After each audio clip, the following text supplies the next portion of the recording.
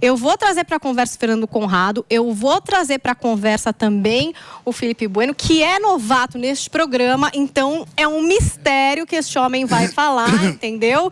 Mas me pediram aqui para trazer um temperinho para essa história, não é verdade? Porque nesse final de semana aconteceu de um tudo. Até o ano mudou, né? Mas aconteceu tanta coisa. Até o ano mudou, você vê que a gente estava em 22, loucura, né? agora em 23, agora já é 23. Né? E também no final de semana a gente teve um pronunciamento do ex-vice-presidente, agora Hamilton Mourão. E os filhos do Bolsonaro acabaram usando as redes sociais para se manifestar sobre essa questão aí da posse também do Lula, né? Então a gente teve, em relação ao Mourão, por exemplo, o Carlos Bolsonaro dizendo o seguinte: olha, nenhuma novidade vinda desse que sempre disse que era e usou uma palavra que não dá aqui pra gente ler. 3 pontinhos.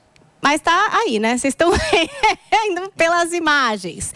Foi o que disse o Carlos Bolsonaro. Já o deputado, o Eduardo Bolsonaro, fez uma série de tweets, muitos mesmo, inclusive comentando ali a posse em tempo real. Mas em relação ao que disse o Mourão, ele escreveu assim, olha: a cada momento crítico que exige confiança no líder que nos conduziu até esse momento, mais máscaras caem. Meu conselho aos mais jovens: não deixe que o ego e a ambição por poder te seguem. Se isso ocorrer, você jamais será líder, pois para ser é inerente que saiba ser liderado. Aliás, o Eduardo Bolsonaro que perdeu a paciência também com uma postagem do influenciador digital, o Monark. Acabou rolando ali um não convite para a mesma festa. Os dois acabaram discutindo nas redes sociais. A briga foi porque o Monark responsabilizou o próprio Bolsonaro pela volta de Lula ao Palácio do Planalto. Ele ressuscitou uma frase de 2019 que Bolsonaro dizia lá: se eu errar, o PT volta. E depois acabou pedindo desculpas, ironicamente, disse: quero pedir desculpas a todos os bolsonaristas. O Bolsonaro perdeu por minha culpa. Se eu tivesse mamado as bolas do ex-presidente durante esses 4 anos, o Lula não teria vencido. O Bolsonaro foi perfeito em tudo o que fez. Ele não tem nenhuma responsabilidade por ter perdido. Eu tenho. E o Eduardo Bolsonaro acabou chamando ali o Monark de covarde. Uma grande treta, não é verdade? Tudo isso ali durante também essa cerimônia de posse. Vamos começar pelo Felipe Bueno, que é a novidade aqui. Que eu quero saber o que é que ele achou dessa festa, dessa posse e de toda essa repercussão. Começando pelo fim, Paulinha, essa questão das máscaras caem. Se dependesse do antigo governo, nem máscaras teríamos para cair, né? Isso foi um pequeno xiste só. Agora, voltando à questão da posse. Eu acho que uma das qualidades de um país democrático é ter porta de entrada e de saída. E isso foi experimentado, inclusive, pelo nosso ex-presidente na semana passada, né? Isto posto, eu não tenho grandes medos de fantasma, eu não acordo e vejo o comunismo na minha porta, nem o socialismo. Aliás, didaticamente é importante falar que, para quem estuda a sério essas questões políticas, esquerda e direita são conceitos até mais ou menos ultrapassados, né? Embora seja útil que a gente fale de esquerda e direita para discussão política aqui, não há nenhum problema. Para posicionar. Exato, para se posicionar, não há problema com relação a isso.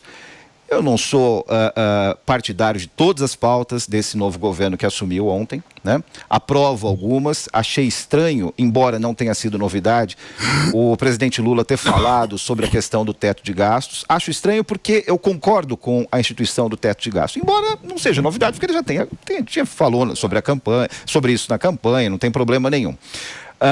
Então, eu não tenho, voltando à questão dos fantasmas, eu não tenho esse tipo de medo. E vi, né, partindo para análise mesmo, especialmente dessa questão econômica que foi trazida aqui pelo VT, uma coisa muito positiva, muito importante, que né, não sei se isso vai ser resolvido, não sei como o governo vai tentar resolver, mas a questão do setor produtivo fora aquele que está envolvido no agronegócio, que é um setor, né, que teve muitos problemas. Historicamente, no Brasil, o setor produtivo, estou falando da indústria, né, só cresceu com subsídio. com ajuda, não conseguiu crescer sozinho. Aí algum empresário vai falar assim, não, mas eu cresci sozinho. Sim, eu estou falando de maneira genérica, de maneira observando toda a floresta e não simplesmente uma das árvores, né?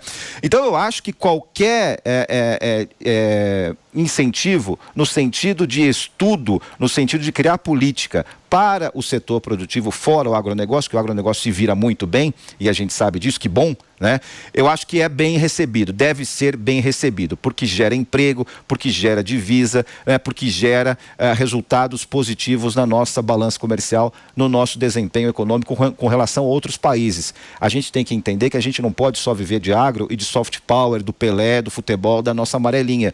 A gente, né? E eu não estou falando que o governo tem que ser o dono das empresas, o acionista majoritário das empresas, mas eu vejo com muito bons olhos, né, que o governo abra esse leque de possibilidades para favorecer a indústria, favorecer o comércio, favorecer os serviços também.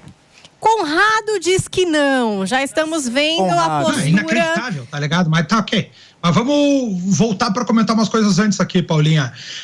Paulinha, esse discurso do Mourão foi muito grave o que ele fez, tá? Com todo respeito, assim, a gente sabe que os militares têm uma verticalização, a gente sabe que o grande grupo dos militares não são idênticos ao que a gente tem lá no topo dos militares, mas o Mourão veio dizer que o silêncio do Bolsonaro trouxe ideias fora da Constituição, inconstitucionais, deixou entender que o Bolsonaro era um golpista.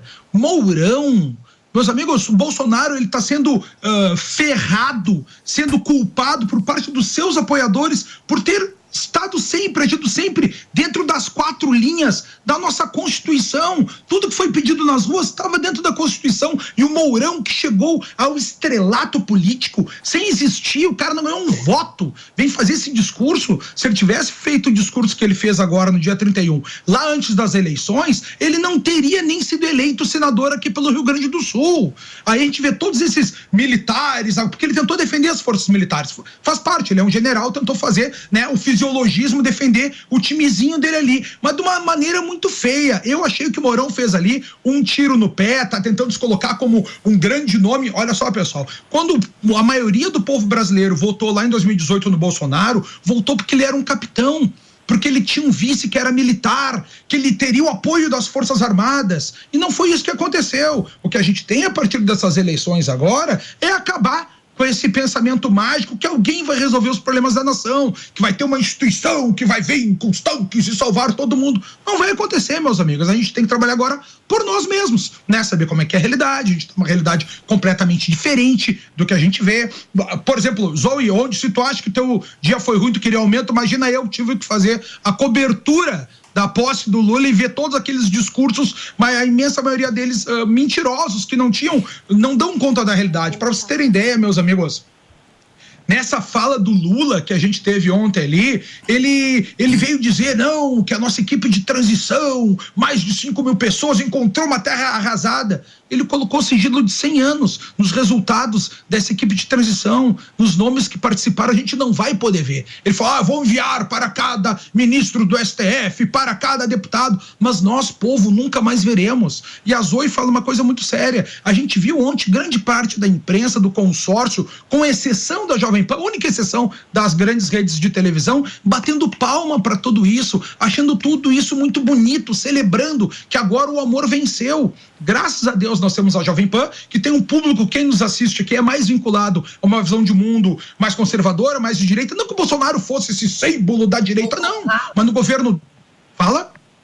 Conrado, foi vergonhoso. Teve uma hora que eu liguei numa emissora lá, que eu não vou falar nome para dar audiência aqui, e a menina falou assim, a comentarista, bem militante, que está aqui em Brasília, aliás, estava fazendo a cobertura daqui, falou sobre a revogação do armamento, né? E aí ela falou assim, mas ele falou com tanto amor, com tanto carinho, tentando passar um pano. Aí contou a história também da caneta lá, aquele que se emocionou, a caneta que o pai da Tebet deu.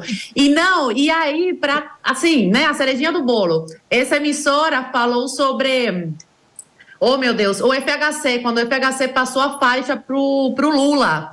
E aí caiu alguma coisa do FHC e o Lula se abaixou para pegar.